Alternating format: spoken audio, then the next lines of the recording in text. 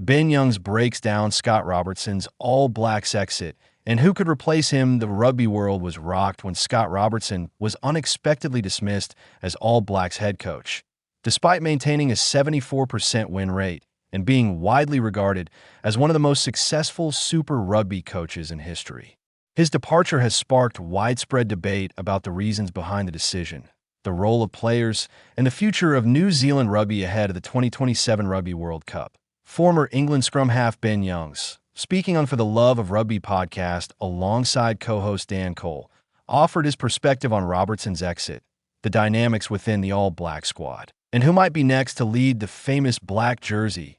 Something must have been wrong. Ben Youngs acknowledged that Robertson's sacking was not a decision NZR would have taken lightly. My gosh, something must have been wrong. Something must not have been right, Youngs said. He's had huge success at the Crusaders. He knows a lot of those players, and he's got a 74% win rate. By and large, he hasn't had too bad a season. Despite Robertson's impressive record, the All Blacks have high expectations. Winning is rarely enough. Young suggested that the benchmark for coaches of the All Blacks is so high that even minor dips in performance can have significant consequences. Now, you've almost set a benchmark for any coach that takes over that you can't afford to lose test matches. I think they lost 3 in the whole calendar year.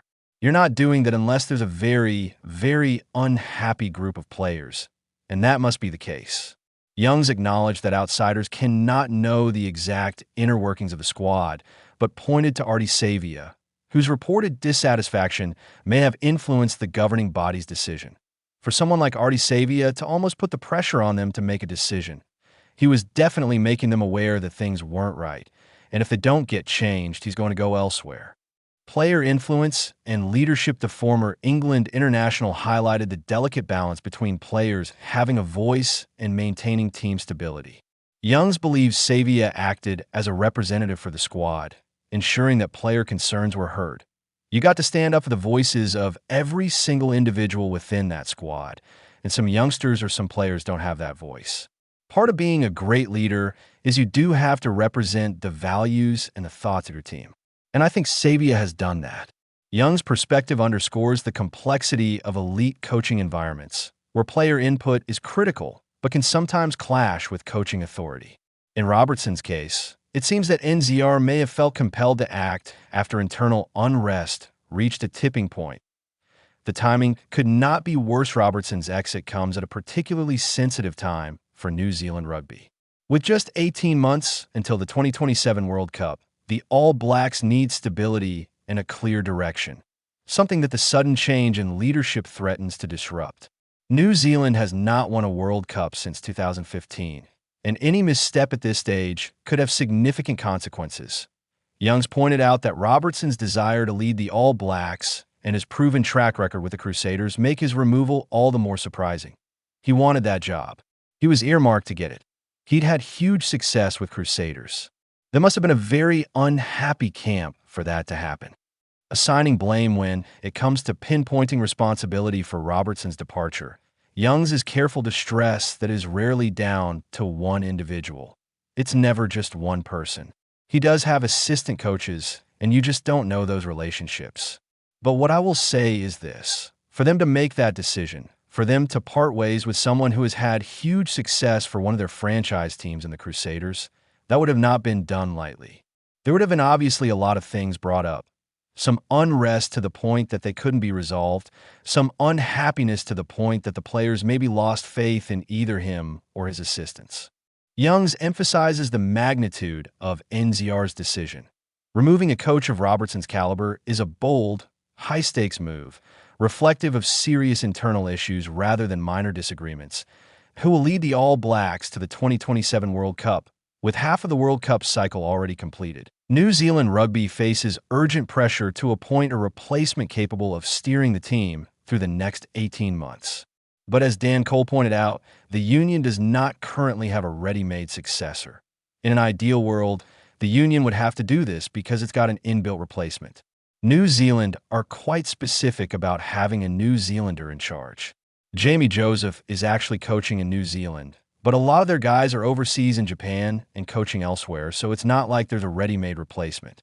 Unlike England Rugby, which had Steve Borthwick as a prepared successor following Eddie Jones' sacking, New Zealand currently lacks a fully groomed replacement for Robertson. This, according to Youngs and Cole, may have forced NZR's hand in the timing of the decision about potential candidates despite the challenges. Youngs offered his opinion on who might fill the All Blacks coaching role. He suggested that Joe Schmidt could be a strong candidate to step in immediately due to his vast experience and previous work with Ian Foster. I've got a feeling that someone like Joe Schmidt might be the guy to come in. He obviously worked with Ian Foster at the last World Cup. He's done Ireland. He's got a bucket load of experience. Schmidt could provide stability in the short term, guiding the team through the remaining World Cup cycle. Beyond 2027, Young speculates that Jamie Joseph, currently coaching in New Zealand, could take over as the long-term head coach.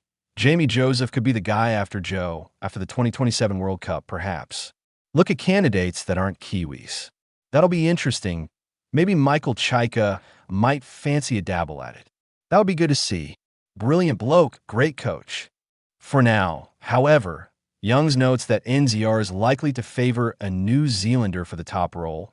In line with tradition and cultural expectations, the challenge ahead to All Blacks coaching crisis highlights several urgent challenges. 1. Stability. Appointing a coach who can quickly restore confidence in the squad is critical. 2. Player relationships. Maintaining harmony among senior and emerging players is essential, particularly in the wake of Robertson's exit. 3. World Cup preparation. With the 2027 tournament approaching, there is little time for trial and error. Young's commentary suggests that NZR's decision, while dramatic, may have been necessary to address internal unrest and ensure the team is aligned for the World Cup campaign. That conclusion, Scott Robertson's removal from the All Blacks reflects a convergence of factors: a highly demanding culture, internal player dissatisfaction, and the union's need to act decisively with the World Cup looming.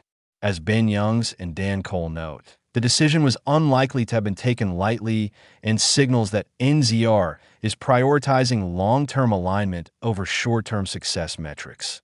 The focus now shifts to the replacement process, with Joe Schmidt potentially filling the short-term gap and Jamie Joseph earmarked for the future. The All Blacks face a period of transition. What remains clear is that the stakes are incredibly high, and New Zealand Rugby must act with care to maintain its reputation as one of the sport's elite programs. The next 18 months will be crucial, not just for the All Blacks World Cup hopes, but for ensuring that the legacy of Scott Robertson's era contributes to the foundation of a team capable of reclaiming global dominance.